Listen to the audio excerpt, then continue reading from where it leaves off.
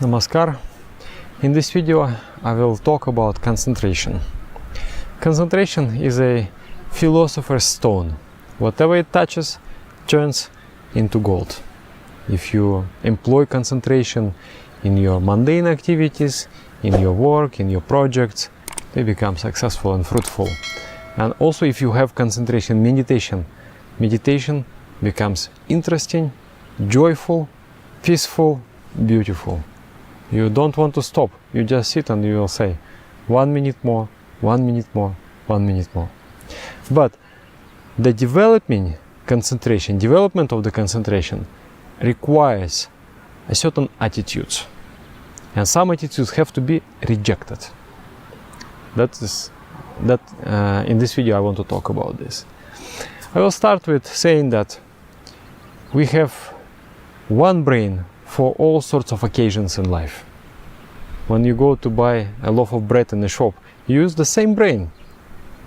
When you go to do your job, you use the same brain. When you meditate, you use the same brain. So we carry different states of the mind and of the brain from one activity to another. From the shop, from the supermarket, I carry that state of mind, that alignment, that special tuning of the mind and the brain to the job, from the job to the family, from the family to the meditation. So everything affects everything else. So when you do meditation, and if you develop the concentration, if you develop the ability to concentrate, it will affect everything. There is no choice. It's very logical and very clear understanding. So in meditation we will work with our concentration. But first let us fix the attitudes. When people start to do meditation, they have expectations. They start for some reason. Maybe my doctor has advised me, you have psoriasis, you have to do meditation to control it. Or you about to have a nervous breakdown, you have to do meditation. You are in a state of stress, do meditation. Then okay, I learn meditation. Then I have expectations. I will sit down in meditation and I will experience beautiful, profound peace.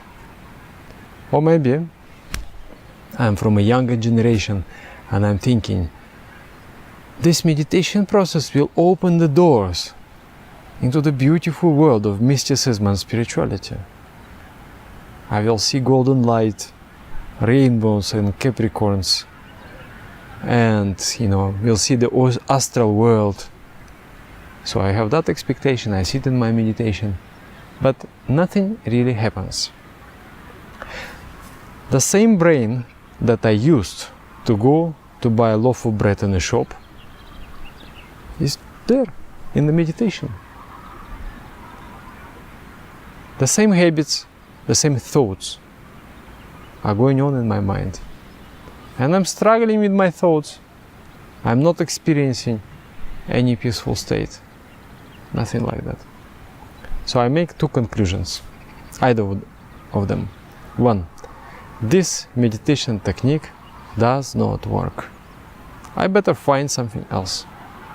It's just like you start to play piano and your fingers are not accustomed to playing and you have no sense of proper musical hearing. And you try and it becomes very clumsy. So you think, oh, maybe piano is not for me. I better use the saxophone and I will succeed in that. So then you go to saxophone, then you go to the guitar, then you go to the flute, and everywhere is the same. Then you think, oh, maybe music is not for me. Other kind of people, they think that, oh, maybe this meditation technique is good and efficient and powerful, but I cannot do meditation. I'm just like that. I have no ability to do meditation. So both of those conclusions are wrong. Meditation technique that I'm teaching you is efficient, is very efficient. Very, very, very, very efficient. So there is no doubt about that. And you will experience it. You will put your signature Yes, I tried and I succeeded and it is efficient. It helped me very much after some time. And that you are not able. Of course you are. Of course you are able. It's just like going to the gym. You go to the gym and you don't expect to be there standing, you know, with the gold medal from the first day. You're expecting to work, to labor, to exercise your muscles. And if you exercise your muscles, they will grow. The more you exercise, the more they will grow. At night when you sleep, the muscle will grow. In the morning you will come to the mirror, you'll see the big muscle there. So also in meditation, it's the same thing. But the exercise is on the mental level. You exercise the power of your mind. And that is a beautiful thing. To have a powerful muscle is one thing, but to have a powerful mind is really a big thing. Changes everything. So the mind cannot remain without thinking. It always thinks, always jumps from one object to another. So in that sense, thinking in meditation and thinking in day-to-day life, almost identical. In day-to-day life, mind jumps. In meditation, it will also jump from one object to another. For example, sweetheart, can you go to the supermarket and buy some cucumbers? I would like to make some salad. Yes, my dear, I will go. Then you go to the supermarket. Okay, I will buy cucumbers. I also want to buy some bananas. Cucumbers, bananas. Jump already. Change the object. Now bananas. Bananas come from where? Where they grow? They come from Ecuador. There is a mark in there, Ecuador. Oh, in Ecuador, already jump another. In Ecuador, people speak Spanish as a part of Latin America. You know, in Los Angeles also there are so many Spanish speaking people.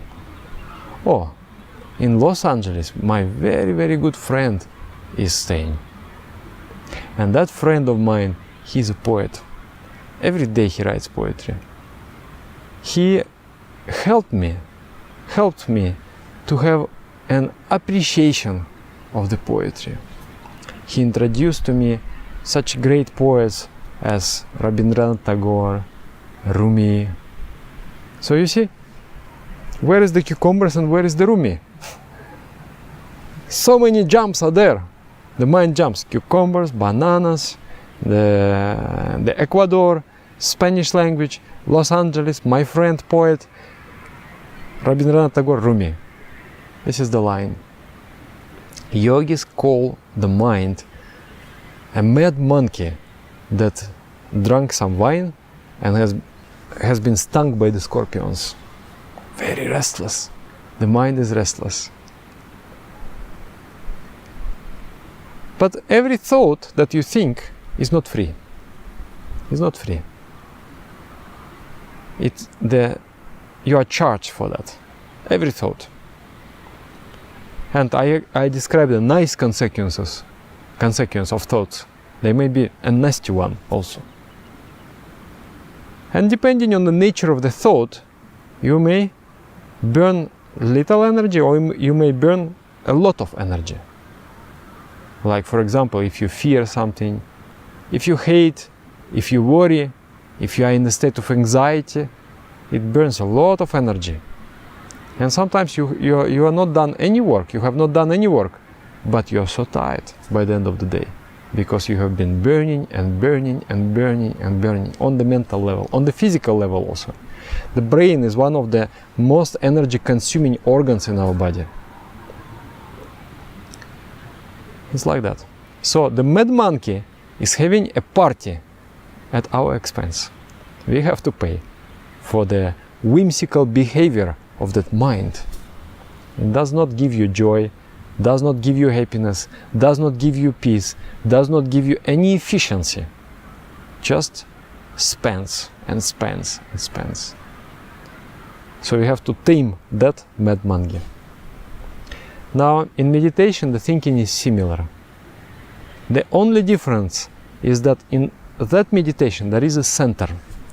Concentration with center. Thinking with center. I may deviate, I may go somewhere, but still I am always coming back to the center. For example,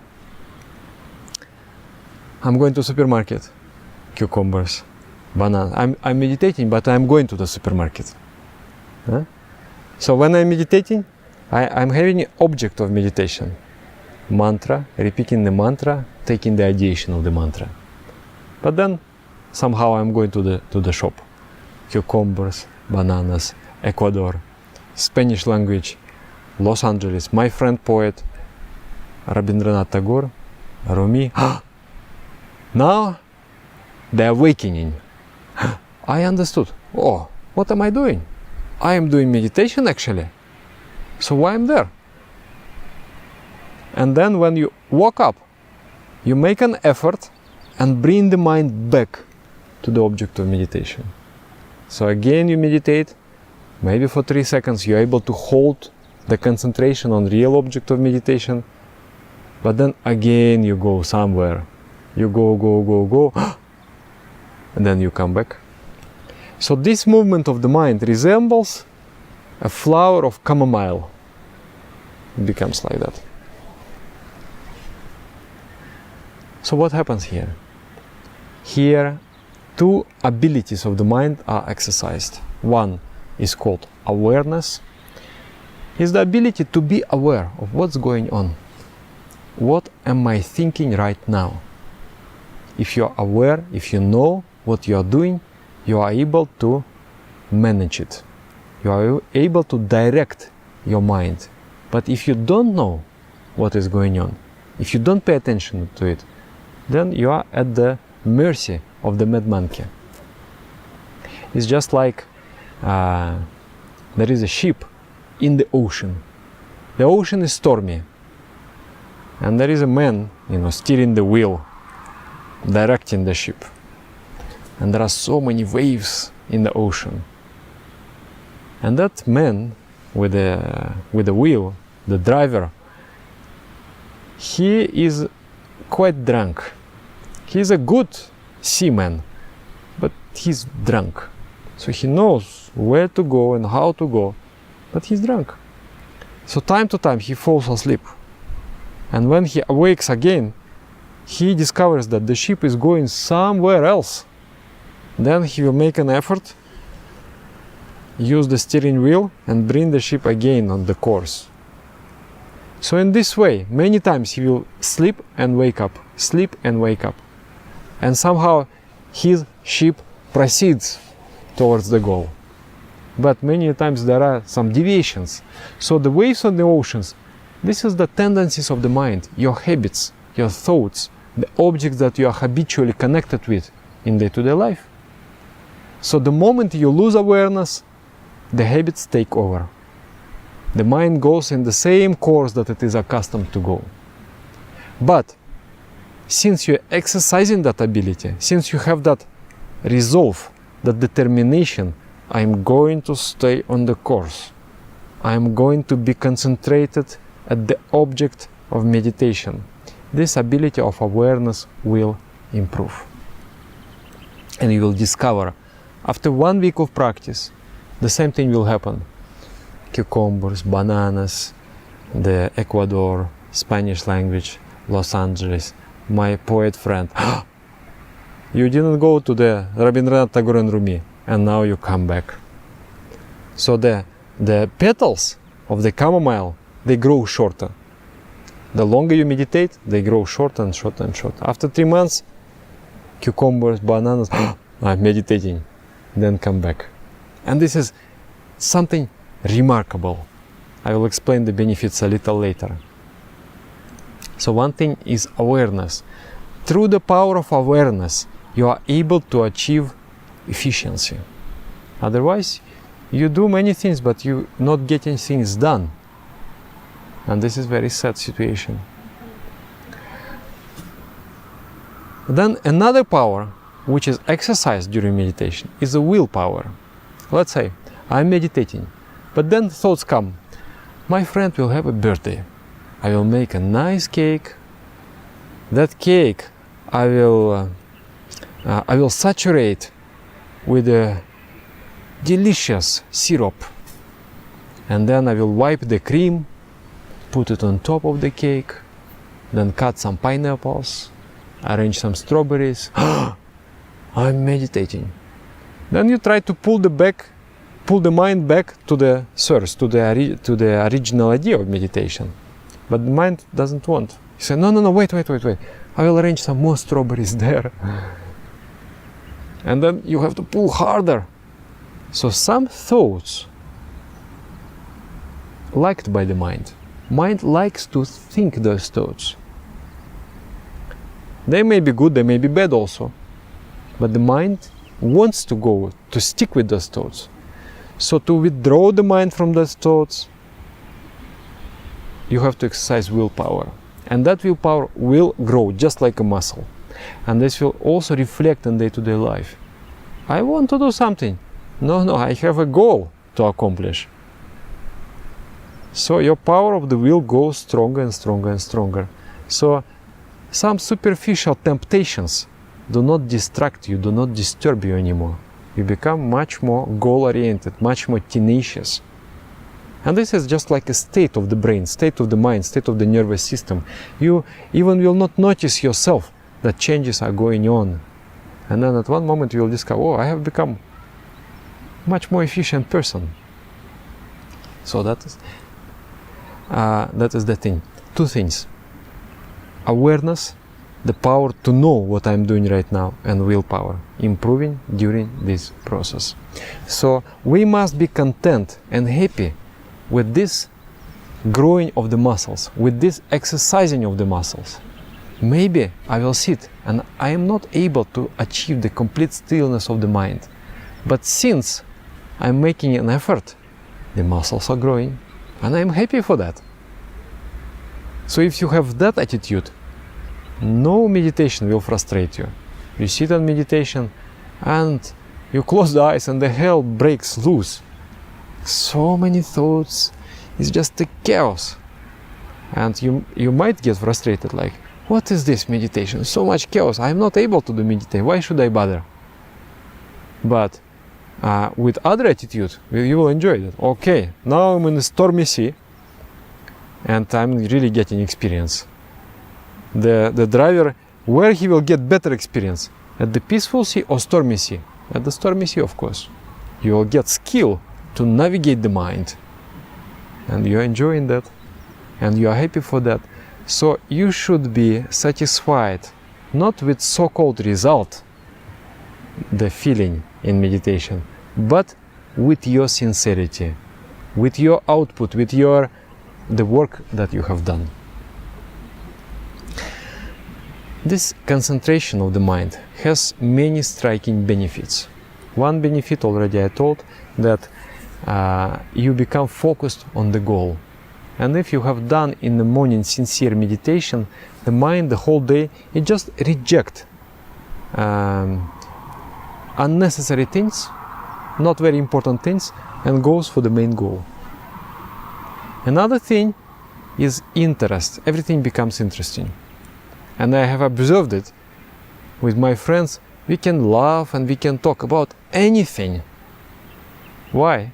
Because everything is so interesting.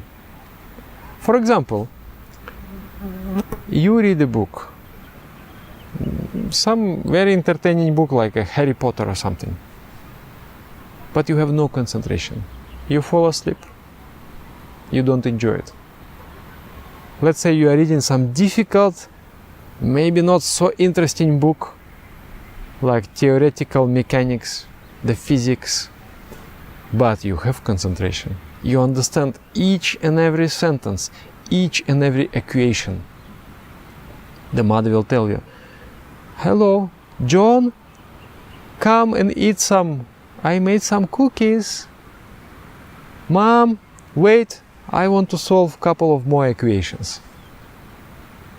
It has become interesting because you are able to understand, you are able to grasp. And why you are able to grasp? Because you are able to hold the direction of your attention in one place. Through that, you get the understanding. That is another thing.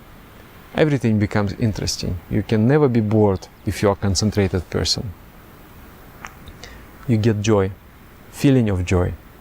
When these petals of the chamomile decrease, you just feel this inner spontaneous joy. You don't know why, but you feel joyful. Also peace. Because the mind is not running like that. Mind is staying at one place. And also when you are concentrated in meditation, you are piercing through, I will call it, it's just like a crust of crudeness. The mind is just agitated. But below the surface, there is a peace and there is a beautiful spiritual existence. That's about the Capricorns. Maybe you will not see the Capricorns, but you will have that feeling, that mystical feeling of love and bliss, profound peace, profound meaning. Also intuition. When the mind becomes like a point, at that moment you are almost like connecting to the cosmic internet. And so many understanding, realizations, revelations occur to your mind. You say, oh, I understood this. You will see that after half a year of meditation, you become a much wiser person. And you'll surprise yourself, oh, how come I became so wise? Because of your intuition is working its path to the surface of the mind. Before that, there is no choice. Too much movement. It's like a radio, you know. There are so many disturbances there, and you cannot catch the main wave. You cannot listen to the song. Similarly, intuition is always there. In our minds, we have a deeper knowledge, every one of us. Every one of us is so wise, actually. But so much clutter, so much noise, so much disturbances on the superficial layers of the mind. So when you clear those disturbances, intuition awakes. And there are many more benefits. Maybe 100 benefits are there if I start to list them. But it is enough for now. I think this already, if we get that, is fantastic. So, your homework is to change your attitude. Don't expect in meditation anything, but expect that you will do your best. Every meditation approach with a positive mind. Whether the mind is peaceful, okay, good, nice, you will have nice feeling, or mind is restless, then you will have nice labor, nice work, nice workout, and your muscles will grow. So have that absolutely positive attitude towards meditation. And when you sit, exercise the willpower, exercise the awareness power. I will bring my mind to the point. I will bring my mind to the standstill. This is your homework. And there are some additional videos explaining difference between meditation and relaxation and so on. You check them out on this level, and then we will see on the next level. There I will explain how to assume a posture, such a posture in meditation that will automatically improve by 50% your concentration power. That is also very, very important. In meditation, there are no unimportant things. Yogis experimented for thousands and thousands of years. And during those thousands of years, they have discovered many important things that we have to apply to win over in this battle with the mad monkey. And when the mind has become tamed, has become obedient to you, that life is just the flow of enjoyment, everything is so fantastic. So thank you very much. I hope this gives you a new outlook. Namaskar. Meditate, concentrate, be aware, stay with that so much awareness. And if you go out, then when you discover, just gently bring the mind back. And again, with patiently and strongly also. Namaskar.